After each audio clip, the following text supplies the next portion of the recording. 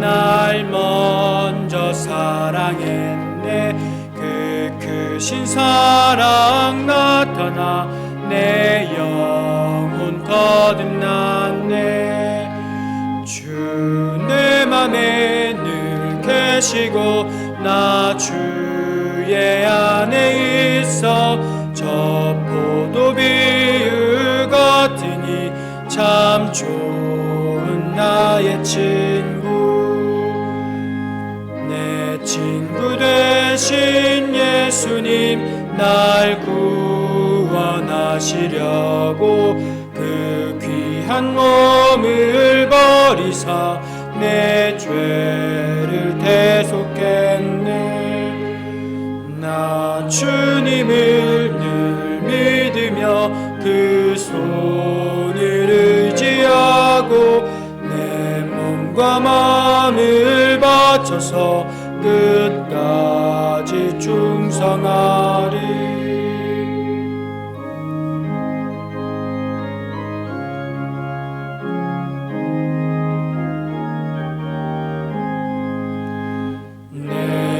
진실하신 친구여 그 은혜 내려주사 날 항상 보호하시고 내 방패 되옵소서.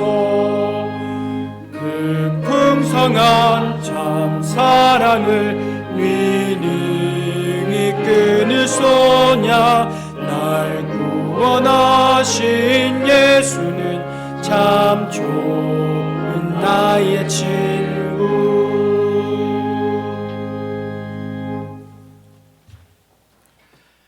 여러 나라의 종족들아 영광과 권능을 여호와께 돌릴지어다. 여호와께 돌릴지어다. 여호와의 이름에 합당한 영광을 그에게 돌릴지어다. 제물을 들고 그 앞에 들어갈지어다. 아름답고 거룩한 것으로 여호와께 경배할지어다. 아멘.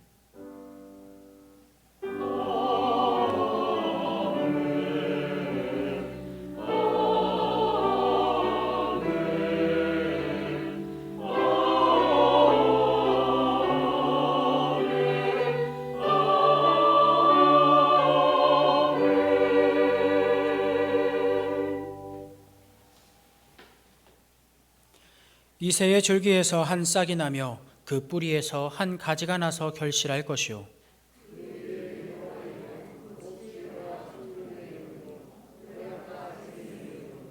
지식과 여호와를 경외하는 영이 강림하시리니 그의 눈에 보이는 대로 심판하지 아니하며 그의 귀에 들리는 대로 판단하지 아니하며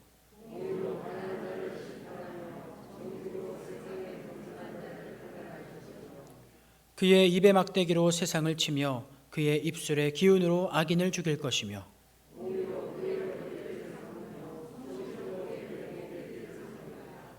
그때 이리가 어린 양과 함께 살며 표범이 어린 염소와 함께 누우며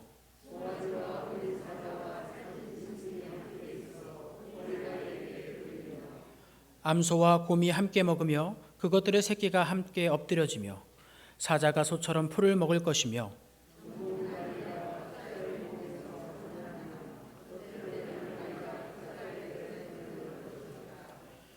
내 거룩한 산 모든 곳에서 해됨도 없고 상함도 없을 것이니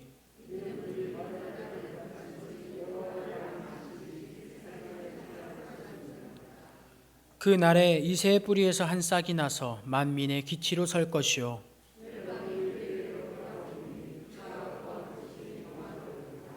아멘. 우리의 예배를 기쁘게 받으시는 삼위일체 하나님, 만세 전부터 택함을 입고 예수 그리스도의 십자가 보혈로 구원받은 성도들이 거룩한 주일 아침 성전에 나와 감사와 찬송과 영광을 하나님께 올려드립니다. 마음이 상한 자를 가까이 하여 주시고 중심에 통회하는 자를 구원하신다고 약속하신 주님, 가장 낮은 마음으로 예배하는 저희들을 영접하여 주옵소서. 예비하신 그 말씀과 은혜를 충만하게 베풀어 주셔서 주님을 사모하는 심령마다 참된 만족을 누리는 예배가 되게 하여 주옵소서. 예수님만 깊이 사모하며 앙망하는 이 대림절 예배가 되기를 원하오며 예수님의 이름으로 기원하옵나이다. 아멘. 나는 전능하신 아버지 하나님 천지의 창조주를 믿습니다. 나는 그의 유일하신 아들 우리 주 예수 그리스도를 믿습니다. 그는 성령으로 잉태되어 동정녀 마리아에게서 나시고 본디오 빌라도에게 고난을 받아 십자가에 못 박혀 죽으시고 장사된 지 사흘 만에 죽은 자 가운데서 다시 살아나셨으며 하늘에 오르시어 전능하신 아버지 하나님 우편에 앉아 계시다가 거기로부터 살아있는 자와 죽은 자를 심판하러 오십니다. 나는 성령을 믿으며 거룩한 공교회와 성도의 교제와 죄를 용서받는 것과 몸의 부활과 영생을 믿습니다. 아멘.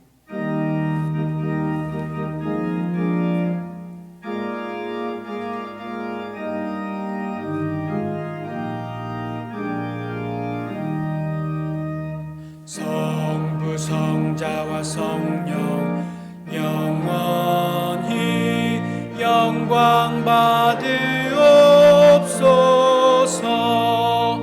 태초로 지금까지 또 길이 영원 무궁 성삼위께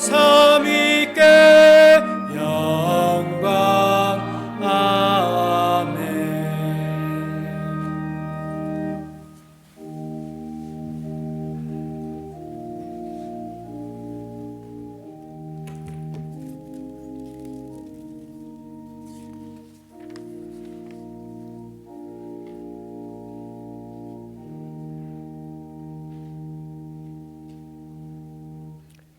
거룩하신 주님, 주의 임하심을 기다리는 대림절입니다.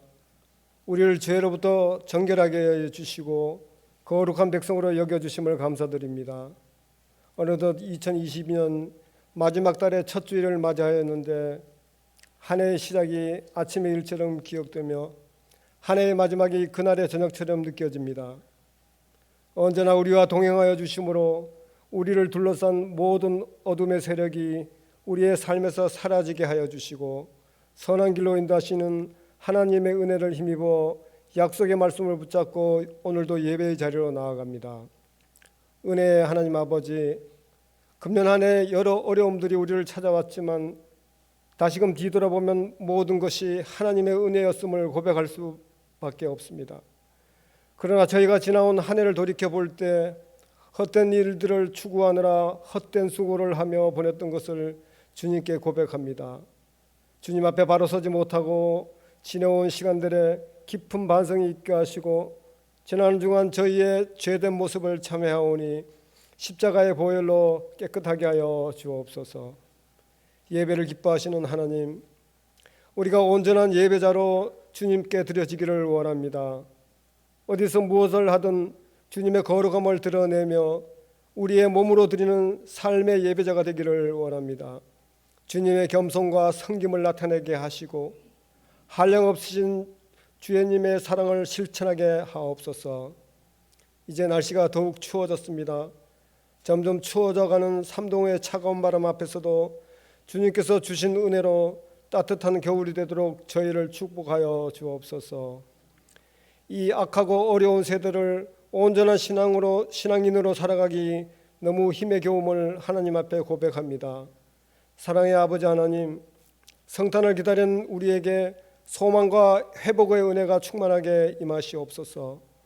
반복되는 일상에 묻혀 익숙해지고 무뎌진 우리 마음이 뜨거운 감동과 감격으로 변화되기를 원합니다.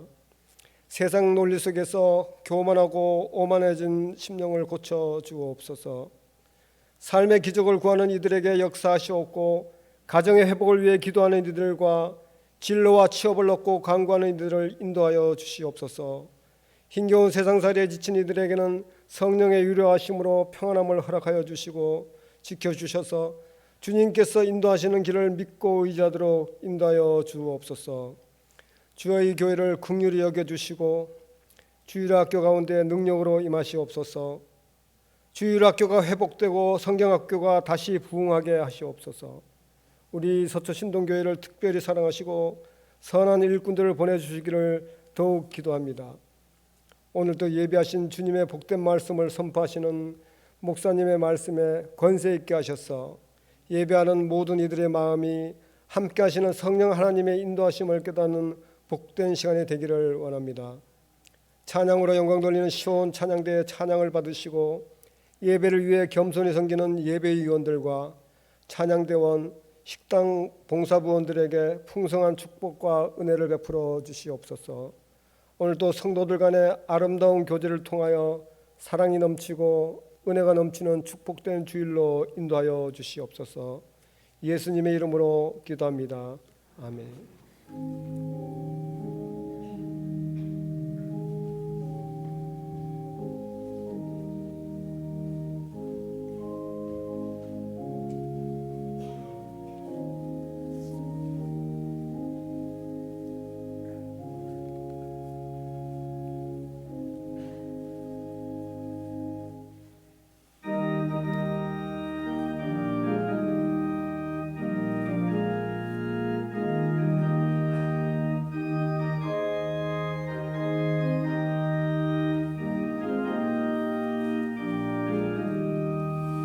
예수 앞에 나오면 죄사함 받으며 주의 품에 안기어 편히 쉬리라. 우리 주만 믿으면 모두 구원 얻으며 영생복락멸류관 확실히 받겠네.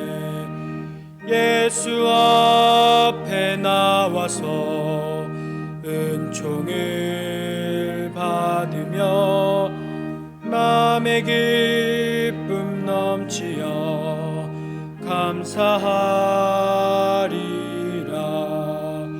우리 주만 믿으면 모두 구원 얻으며 영생복락멸류관 확실히 받겠네.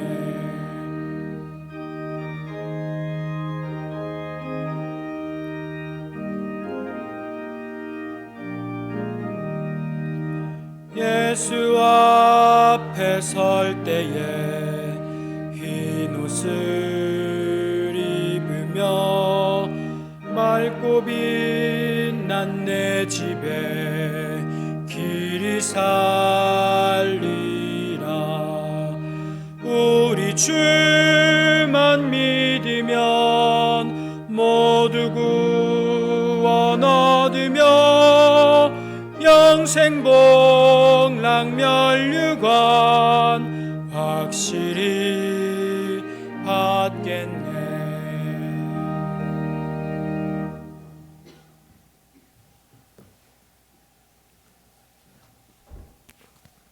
광고 말씀 드리려고 나왔습니다. 우리 담임 목사님께서 지난 10월에 그 이명 증세가 발병되셔갖고 집중 치료를 위해서 3주간 휴무를 요청하셨습니다. 그런데 3주 후에도 증세가 나아지지 않으셔갖고 그 당회에서는 내년 상반기까지 건강 회복을 위해서 안식년을 갖기로 결정하게 되어서 성도님들께 알려드립니다. 목사님과 교회를 위해서 함께 기도해 주시기 바랍니다.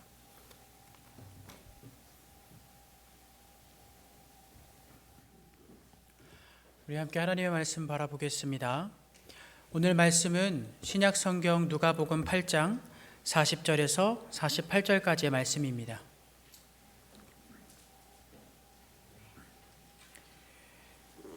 신약 성경 누가복음 8장 40절에서 48절까지의 말씀을 우리가 한 목소리로 봉독하겠습니다.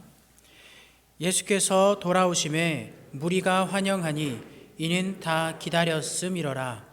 이에 회당장인 야이로라 하는 사람이 와서 예수의 발 아래에 엎드려 자기 집에 오시기를 간구하니 이는 자기에게 12살 된 외딸이 있어 죽어감이로라. 예수께서 가실 때에 무리가 밀려들더라. 이에 12해를 혈루증으로 앓는 중에 아무에게도 고침을 받지 못하던 여자가 예수의 뒤로 와서 그의 옷가에 손을 대니 혈루증이 즉시 그쳤더라. 예수께서 이르시되 내게 손을 댄 자가 누구냐 하시니 다 아니라 할 때에 베드로가 이르되 주여 무리가 밀려들어 미나이다. 예수께서 이르시되 내게 손을 댄 자가 있도다. 이는 내게서 능력이 나간 줄 알미로다 하신대. 여자가 스스로 숨기지 못할 줄 알고 떨며 나와 엎드려 그 손댄 이유와 곧 나은 것을 모든 사람 앞에서 말하니 예수께서 이르시되 딸아 내 믿음이 너를 구원하였으니 평안히 가라 하시더라. 아멘.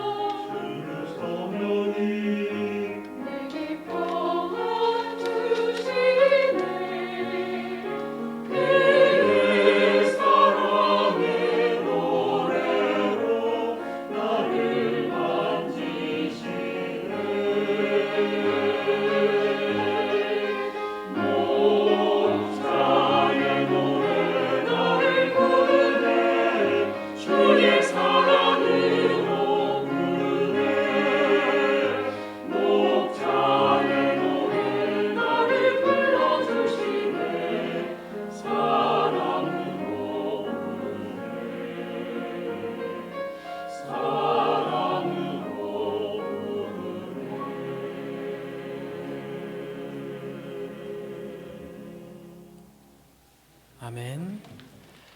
하나님께서 함께 하십니다. 지난주에 예수님께서는 거라사 땅에 계셨다가 이번 주에 다시 배를 타고 갈릴리 서편으로 넘어오셨습니다. 40절을 보니까 우리가 예수님을 간절히 기다리는 것처럼 여기 이 사람들도 애타게 예수님을 기다린 것으로 보여집니다. 모두가 예수님의 복귀에 환영의 소리를 높이고 있습니다. 이때에 회당을 담당하고 있는 사람, 야이로라고 불려지는 이 사람이 예수님께 나와 엎드리며 간구합니다. 저에겐 하나뿐이 없는 어린 딸이 있습니다. 이 딸이 지금 죽어가고 있으니 부디 우리 집에 오셔서 제 딸을 좀 살려주십시오. 딸을 가진 아빠로서 이 마음이 얼마나 간절하고 타들어갈지 상상하기도 싫은 상황입니다. 예수님은 이 마음을 아는 것처럼 지체하지 않으시고 바로 야이로를 따라 이동하고 계십니다. 그런데 우리는 이 상황 가운데서 야이로의 모습에 어떠한 불편함이나 어색함을 느끼고 있지 않습니다. 당연한 것으로 여겨지죠. 그러나 이 당시 유대인들은 이 야이로의 모습, 이 행위를 조금은 어색하게 바라봤을 것입니다. 이것을 이해하기 위해 두 가지 정보를 알려드리겠습니다. 당시 회당장이 가지고 있는 권위는요, 상당했습니다.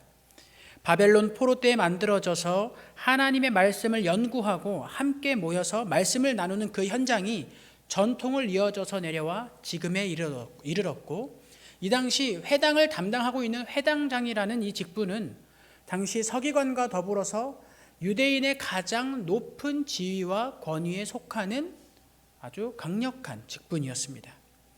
많은 사람들이 그들의 육적, 영적 삶의 질을 높이 평가하고 있었습니다. 그리고 이러한 대부분 높은 지위를 가진 유대인들은 예수님을 좋아했을까요? 싫어했을까요? 싫어했습니다. 또한 그의 이름 야이로라고 하는 것은 어떤 의미를 가지냐면 그가 살리리라 라는 의미를 가지고 있습니다. 그의 삶이 누군가를 살리는 데에 계속해서 집중하고 있었다는 것을 바라볼 수가 있습니다.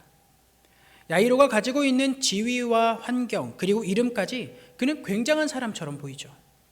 많은 사람들에게 그는 선망의 대상이었을 것입니다.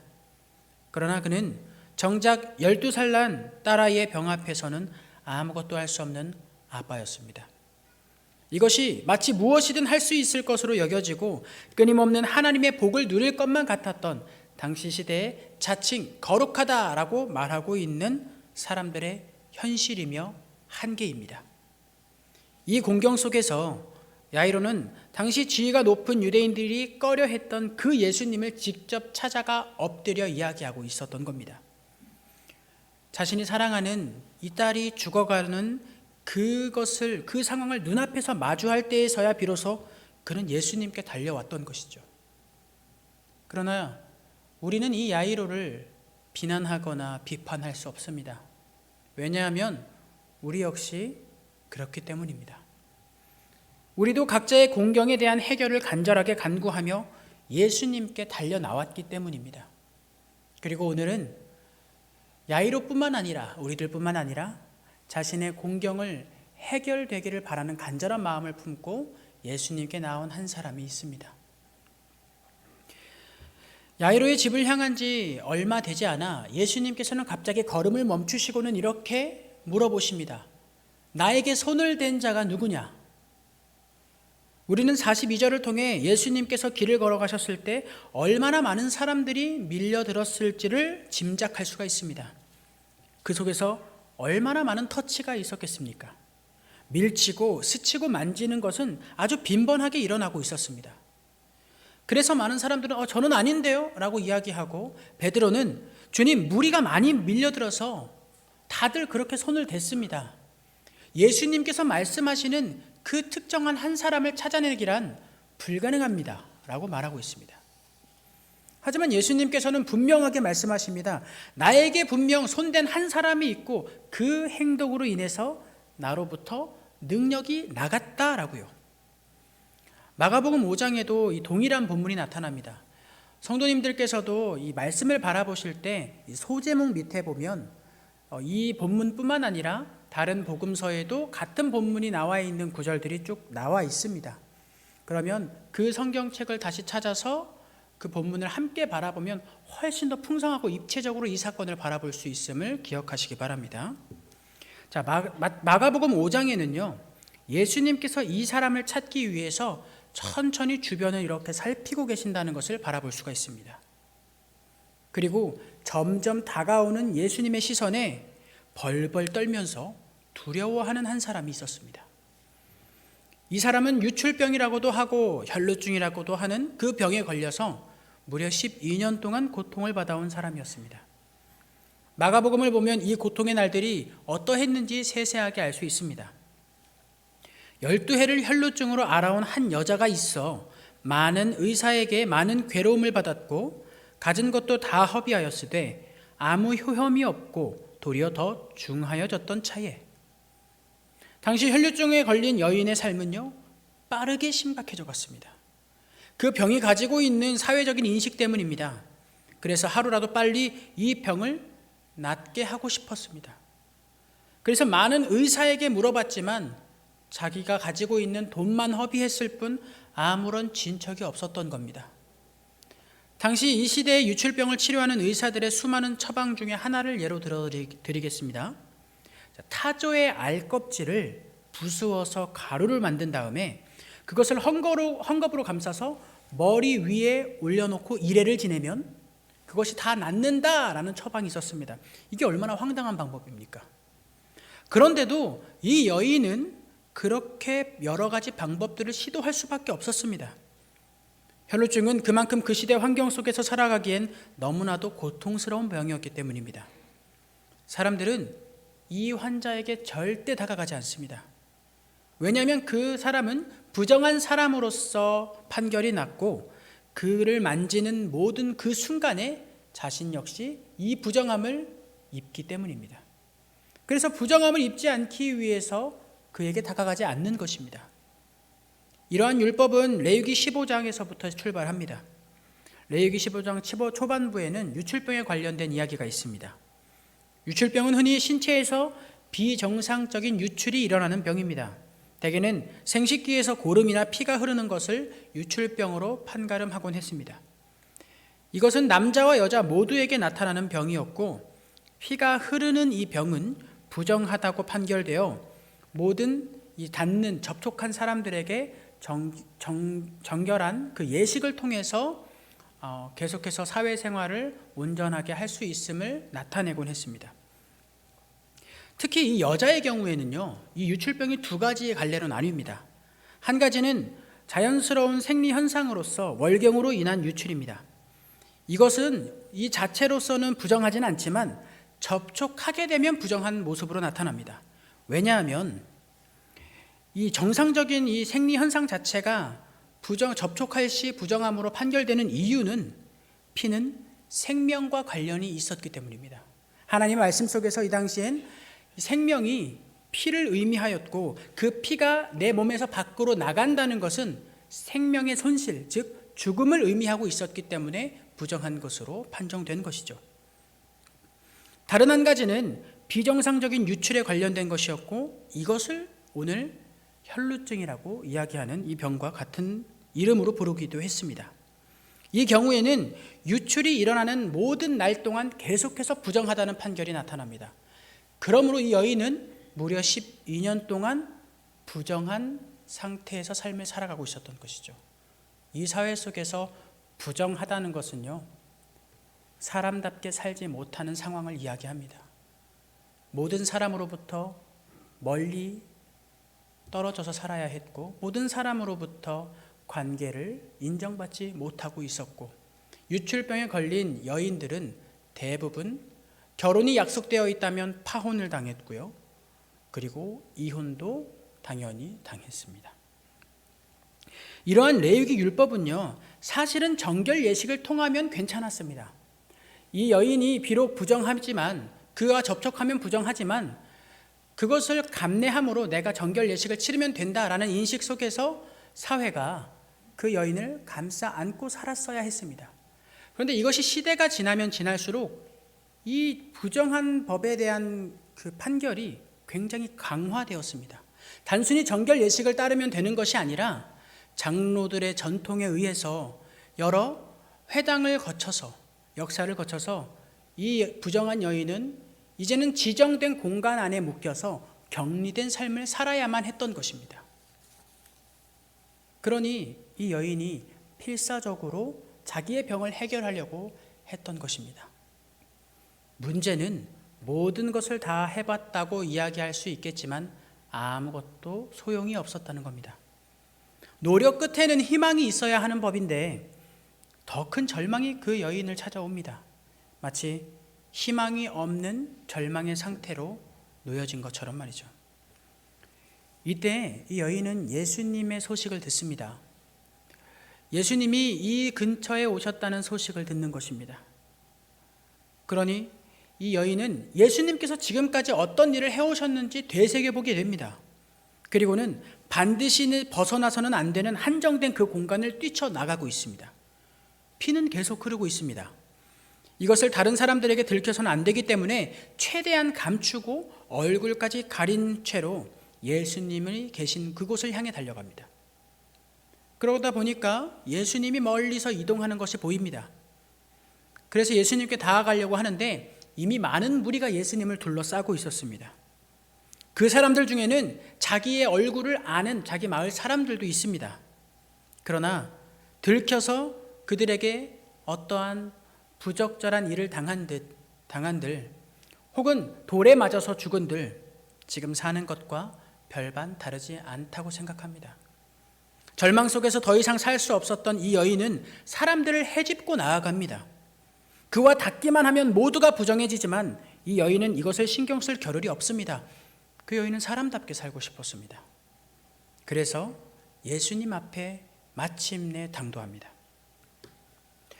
여인은 예수님께 달려나가서 주님 저를 구원해 주십시오, 저를 살려 주십시오 말할 수도 있었겠지만 사회적으로 여러 억압하고 있는 자신의 부정한 이 병을 드러내놓기가 쉽지 않았습니다. 그러면서 예수님의 옷자락을 보니까 예수님의 옷자락 끝에 달린 옷술이 보입니다. 이것을 만져도 능히 나을 수 있을 것이다 라고 믿게 됩니다. 그동안에 예수님의 소문이 진짜 사실이라면 이것을 만지는 것만으로도 내 병이 나을 것이다가 확신하고 있었습니다. 그리고 손을 뻗어 거기에 손을 댑니다. 본문에서는 이를 예수님의 옷가 혹은 옷자락 등으로 설명하고 있는데 원어에 의하면 당시 유대인들의 옷 끝에 메고 다녔던 옷술이라는 것에 손을 댄 것입니다. 이 옷술의 기원은 민수기 15장 37절 39절 말씀 가운데 나타납니다. 제가 봉독하겠습니다. 여호와께서 모세에게 말씀하여 이르시되 이스라엘 자손에게 명령하여 대대로 그들의 옷단 귀에 술을 만들고 청색 끈을 그 귀의 술에 더하라. 이 술은 너희가 보고 여호와의 모든 계명을 기억하여 준행하고 너희를 방종하게 하는 자신의 마음과 눈의 욕심을 따라 음행하지 않게 하기 위함이라. 즉 이 옷단 끝에 다는 술, 이 끈은요, 하나님의 계명을 잊지 않고 기억하여 지키기 위해 사용되었던 하나의 각성제로서의 역할을 하는 겁니다. 유대인들은 일반적으로 옷 끝에 4개의 구멍을 내고 4개의 술을 다는데요, 그 길이는 약 엄지손가락 4개 정도의 길이였습니다. 그들은 매일 이 옷 끝에 달린 술을 바라보면서, 청색실을 바라보면서 경건한 삶을 살기로 결단하는 것이죠. 그런데 세월이 흘러서 지금 이 현장 속에서 이 옷술은 단순히 개인의 경건을 위해 다는 장식품으로서 여겨지지 않았습니다. 더 나아가 이 사람이 얼마나 하나님과 깊은 교제 가운데 있고 이 사람의 신앙이 얼마나 깊은지에 대한 것을 나타내는 상징적인 표가 되었죠. 그래서 남에게 보여주기를 좋아하는 사람들이죠. 그런 지도자층에 속한 사람들은 의식적으로 이 옷술을 길게 만듭니다. 엄지손가락 4개 정도의 길이가 아니라 아주 길게 만들어서 땅에 질질 끌려다니게끔 만들어요. 그래서 사람들로 하여금 자신의 신앙이 얼마나 깊은지를 보고 선망의 대상이 되게끔 자신을 그렇게 드러내기를 좋아했습니다. 마태복음 23장 5절을 보면요, 예수님께서 실제로 이렇게 옷술을 길게 하여 외식하는 사람들을 향해 꾸짖으시는 대목이 나오기도 합니다. 더불어 당시에는 신앙이 깊거나 당대 유명한 율법 교사 그리고 랍비들의 옷술에는 특별한 능력과 신비한 힘이 담겨져 있다고 믿었어요. 그래서 그 옷술을 만지면 무언가 특별한 일을 경험할 수 있다고 생각했던 것이 당시 시대 가운데 널리 퍼져 있었던 어떤 미신적인 사상입니다. 당시 옷술을 만질 수 있었던 사람은 그래서 자신의 가족이나 아주 신뢰가 깊은 관계에 속한 사람들만 만질 수 있게 제한을 걸어뒀습니다. 이 여인이 예수님의 옷술을 만진 것은 바로 이러한 배경 속에서 나타나는 겁니다. 자, 한번 생각해 보세요. 그렇다면 성도분들께서 생각하시기에 이 여인의 믿음이 그렇게 대단한 것처럼 보여지십니까? 조금은 미신적인 믿음이 여기에 가미되어 있다는 것을 우리는 알 수 있죠. 그것을 기억하면서 계속해서 함께 바라보기를 원합니다. 자, 분명 그 옷술만 만지더라도 자신의 병이 낫는 특별한 경험을 할 수 있을 거라고 이 여인은 믿은 겁니다. 그래서 비록 부정한 자신이 거룩하다고 여겨지는 예수님의 옷술을 만지는 것은 불경스러운 일이었지만 그만큼 간절한 심정으로 살았기 때문에 다른 것을 신경 쓸 겨를은 없었습니다.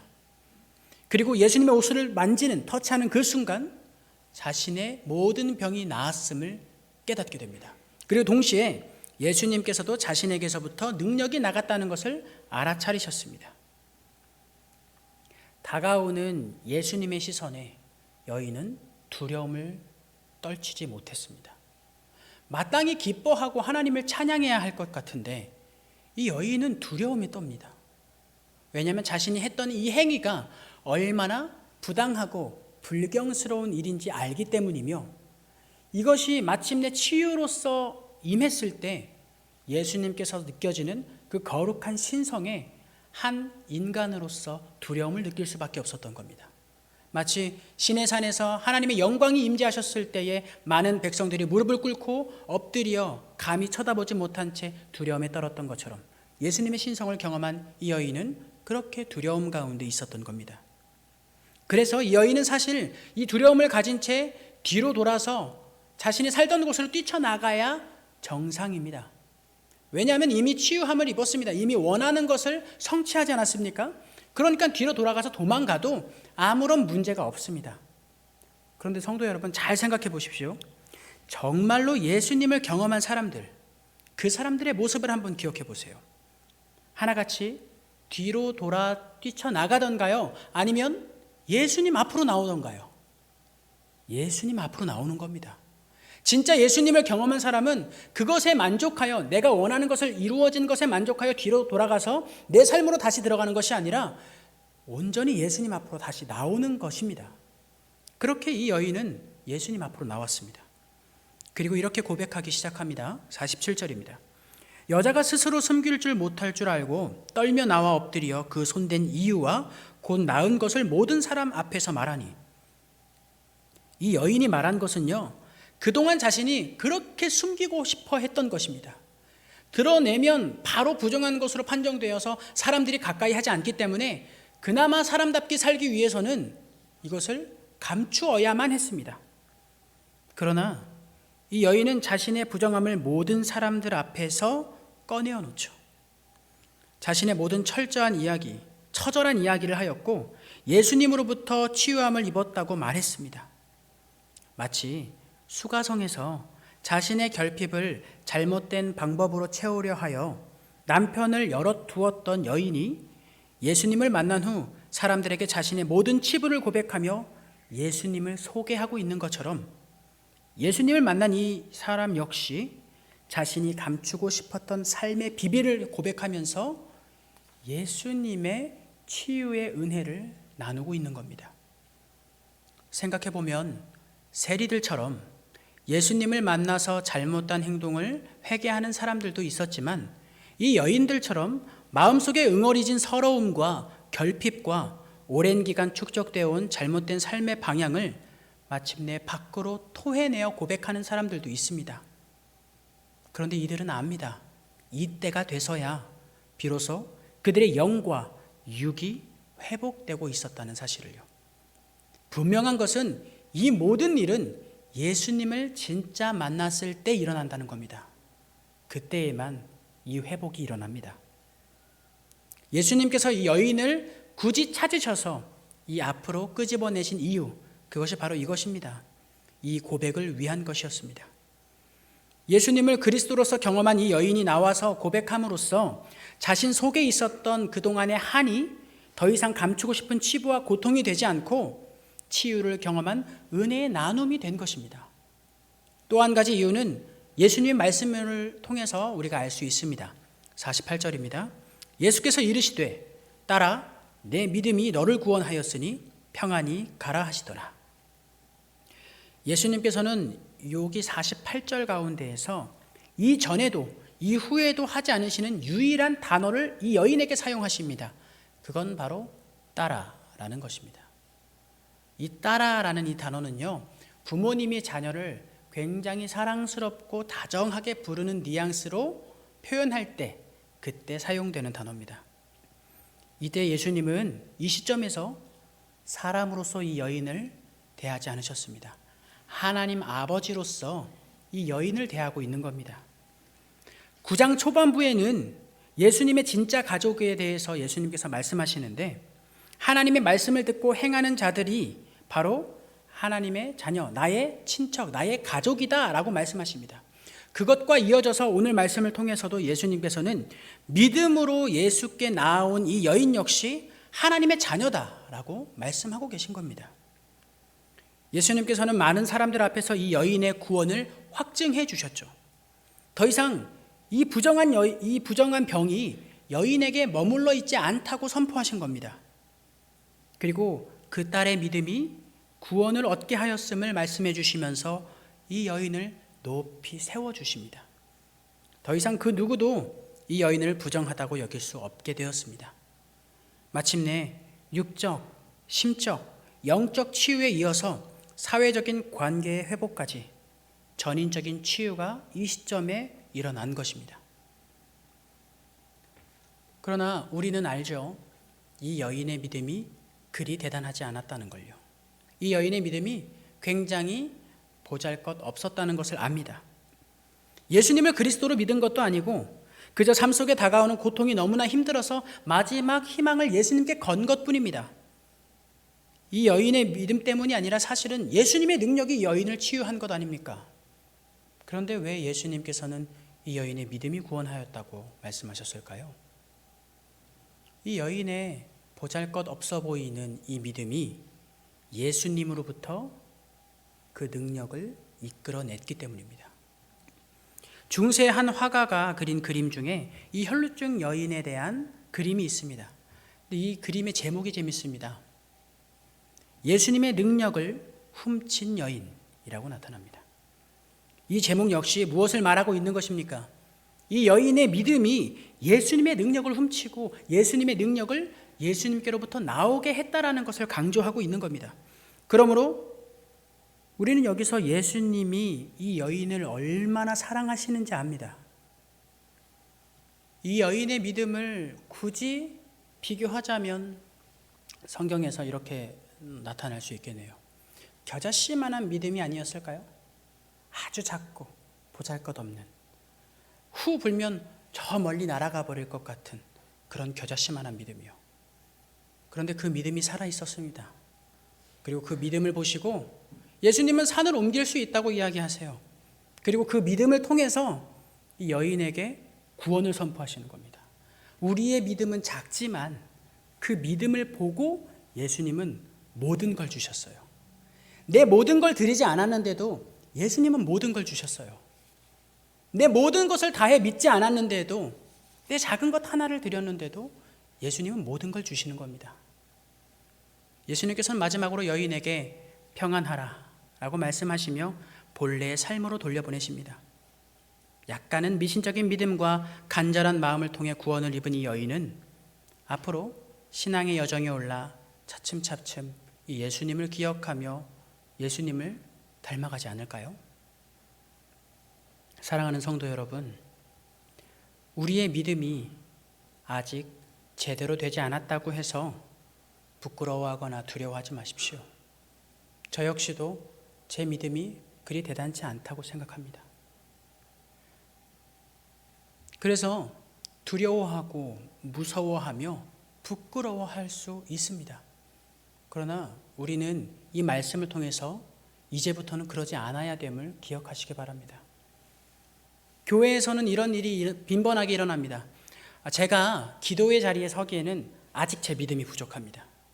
제가 하나님을 찬양하는 자리에 서기에는 아직 제 믿음이 온전치 못해요. 제가 교회에서 어떤 자리에 머무르기에는 제가 믿음이 그렇게 좋지 않습니다. 사회에 나가서는요, 제가 그리스도인으로서 이 사회 가운데 살아간다는 것이 너무 아직 힘듭니다. 왜냐하면 제 믿음이 좀 부족해서예요. 제가 이 가정 속에서 예수님의 말씀대로 살지 못하면 제 믿음이 부족해서예요. 우리는 이런 이야기들을 자주 하곤 합니다. 그런데 여러분, 오늘 말씀에서는 어떻죠? 그 부족한 믿음이 우리를 구원했습니다. 예수님께서 그렇게 우리에게 말씀해 주시는 거예요. 우리는 이 여인처럼 부족하지만 하나님의 크신 사랑으로 인해서 구원함을 입어 이 세상 가운데 다시 보내심을 받았습니다. 평안하라 라는 말씀과 함께요. 이 평안하라는요, 에이레네, 곧 우리가 흔히 이야기하는 샬롬이라는 것을 담당하고 있습니다. 이것은 이 에이레네라는 단어는 언제 주로 쓰이냐면 전쟁이 종식된 상황 속에서 쓰입니다. 단순히 전쟁이 끝난 게 아니라 그 전쟁이 승리로 끝났을 때에 에이레네라는 단어를 사용합니다. 평화가 선포되는 거예요. 이 여인에게 그 악한 병에서부터 완전하게 자유함을 입었으니 평안하라. 너의 그 전쟁 같은 삶이 종결되었다라고 말씀하시는 겁니다. 죄악으로 물들어서 많은 사단의 영 가운데, 악한 영 가운데 억누려 살던 너희들의 그 삶은 이제 끝났다. 내가 승리하였다 하면서 평안을 선포하며 우리를 우리의 삶으로 돌려보내시는 겁니다. 그것이 예수님께서 이 여인에게 그리고 믿음으로 구원함을 입은 우리에게 말씀하여 주시는 평안입니다. 그러니 우리는 이제 계속해서 우리와 함께 하시는 성령님으로 말미암아 그리스도의 장성한 분량, 그리스도에게까지 이르는 그 믿음의 여정 가운데 있는 것입니다. 그러니 우리 개개인에게 허락된 우리 삶의 자리, 교회에서 담당하게 되는 여러 직분에 감사하시기 바랍니다. 그리고 그러한 우리의 부족한 손짓조차도 기뻐하시는 하나님께 온전히 삶을 드리는 저와 여러분의 한 주간이 되기를 바랍니다. 우리 시간 함께 기도하실 때에 우리의 모든 삶의 여정이 하나님께서 우리를 구원하시기 위한 계획이며 또 다른 누군가의 구원을 위한 통로가 될 수 있다는 그 사실에 감사하겠습니다. 더불어서 오늘 말씀을 기억하시며 성령님께서 주시는 마음으로 기도하겠습니다.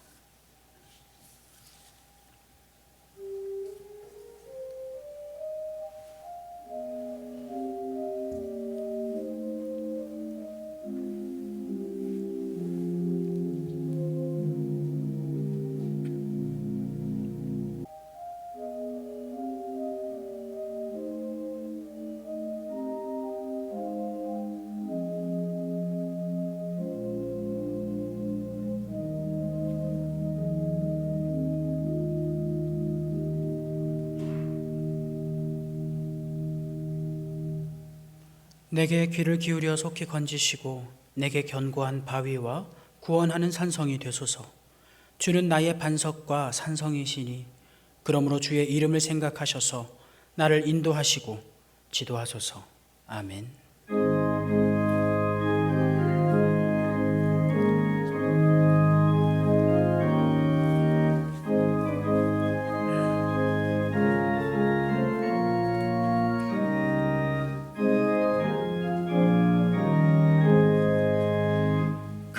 죄에 빠진 나를 주 예수 건지사 그 넓은 품에 다시 품으신 은혜는 저 바다보다 깊고 저 하늘보다 높다.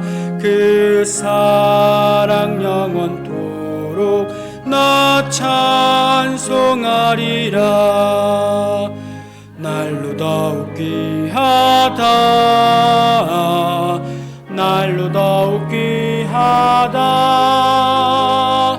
한이 없이 크신 우리 주의 사랑 날로 더욱 귀하다. 옛날에 유대 땅에 주 예수 다닐 때 그 은혜 받으려고 큰 무리 모였네. 눈먼 자 병든 자를 다 고쳐주셨으니 나 같은 죄인까지 그 은혜 받도다. 날로 더욱 귀하다. 날로 더욱 귀하다. 한이 없이 넓은 우리 주의 사랑 날로 더욱 귀하다.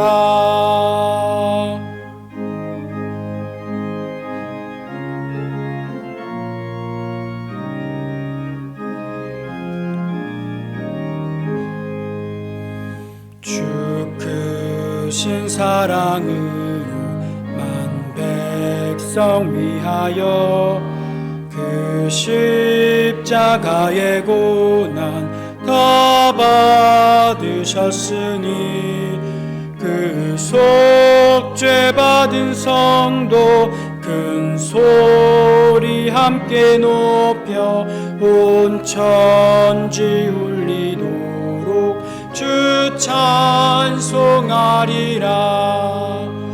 날로 더욱 귀하다 날로 더욱 귀하다 한이 없이 넓은 우리 주의 사랑 날로 더욱 귀하다.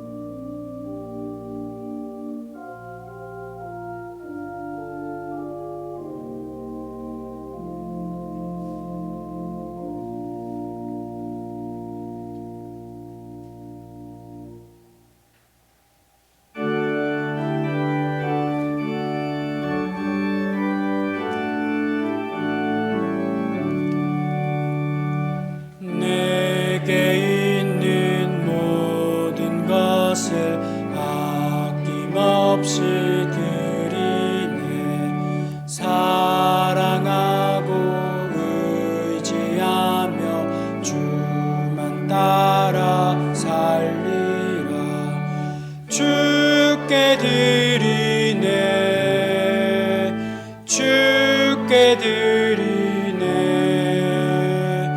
사랑하는 구주 앞에 모두 드리네.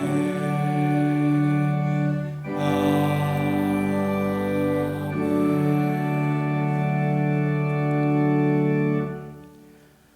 우리의 구원을 향해 끊임없이 일하시는 하나님 아버지, 이 시간 삶의 여러 일정들보다 먼저 주님 앞에 나와 예배하게 하시니 감사합니다. 저희들이 하나님의 말씀을 기뻐하여 순종함으로 살아갈 수 있게 하여 주옵소서. 하나님만을 의지할 때 저희들의 필요를 채워주시고 저한 결핍을 능히 견디게 하여 주옵소서. 이 시간 주님께 우리의 시간과 물질을 구별하여 예물을 드리오니 하나님의 뜻이 있는 곳에 쓰여지게 하시고 우리의 삶을 드리오니 하나님의 뜻을 따라 행하는 삶이 되게 하여 주옵소서. 그리고 하나님의 뜻이 있는 그곳에 구원의 완성을 이루신 예수님의 이름만이 높아지게 하여 주옵소서.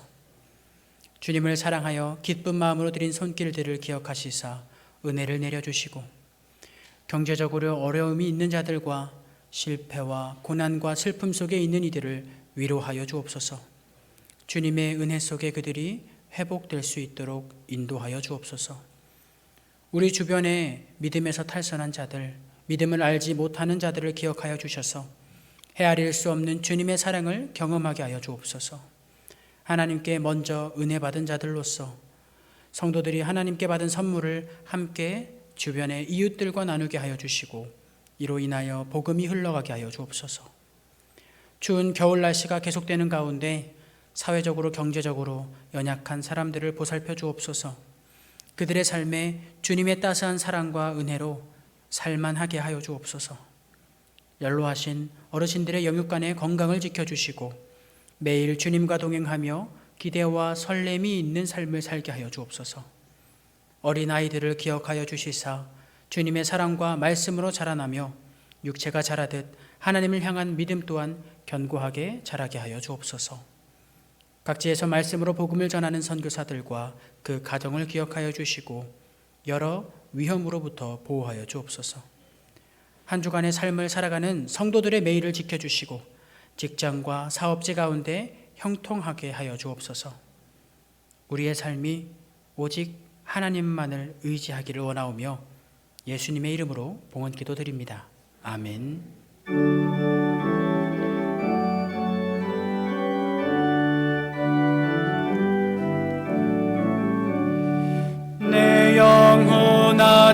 찬양하라. 주님 앞에 엎드려 구속하신 넓은 은혜 높이 찬양하여라. 할렐루야 할렐루야 영원하신 하나님, 환난 중에 성도들을 구원하여 주셨네. 노하심은 더디하고 인자하심 넘치니 할렐루야 할렐루야 신실하신 하나님, 우리 약함 아시는 주 항상 지켜주시고 인자하신 그 손으로 보호하여 주시니 할렐루야 할렐루야 자비하신 하나님.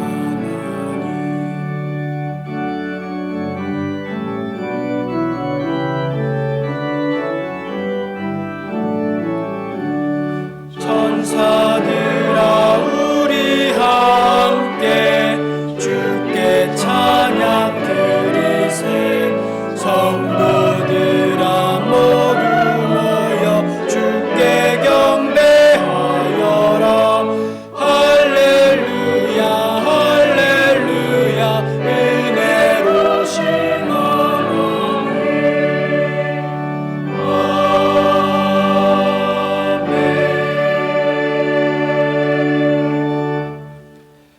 이제는 우리 주 예수 그리스도의 은혜와 하나님의 사랑과 성령님의 교통하심이 주님의 부르심을 따라 앞으로 나아가고 주님의 보내심에 아멘으로 화답하며 순종하기로 결단하는 여기 모인 모든 성도들과 그 가정과 주님께서 세워주신 이 나라와 이 교회 위에 지금으로부터 영원까지 함께하여 주시기를 간절히 축원하옵나이다.